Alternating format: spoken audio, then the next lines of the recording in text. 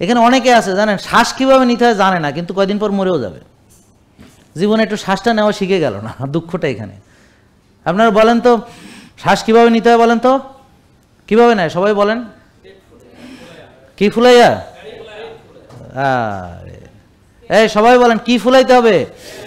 বুক ফুলাইতে হবে না?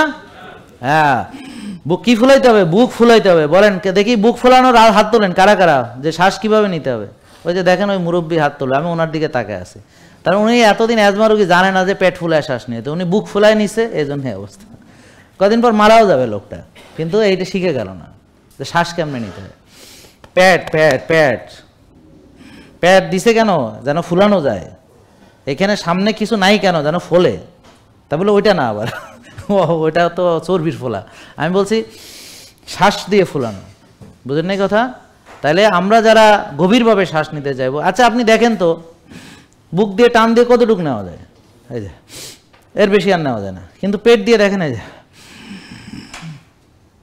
অনেকখানি নিলে এবার অনেকক্ষণ ধরে ছাড়া যাবে। তাহলে আমাদের পেট আগে পেট ফুলবে, তারপর বুক ফুলবে, ঠিক আছে? আগে পেট ফুলবে, তারপর বুক।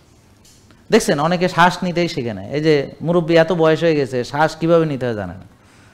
তা আমরা যে এভাবে চলে যাচ্ছি পৃথিবী থেকে, এই যে বাবা মনে কষ্ট নিয়েন না, আমি যেটা বোঝাতে যাচ্ছি যে এই যে আপনার দোষ না, আমাদেরকে শেখানো হয়নি। আপনি এত ডাক্তার দেখাইছেন অ্যাজমার জন্য, কোনো ডাক্তার এটা শেখায়নি।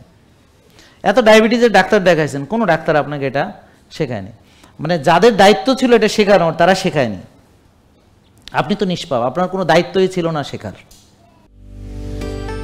জেকে লাইফস্টাইল, ওষুধ মুক্ত সুস্থ জীবন।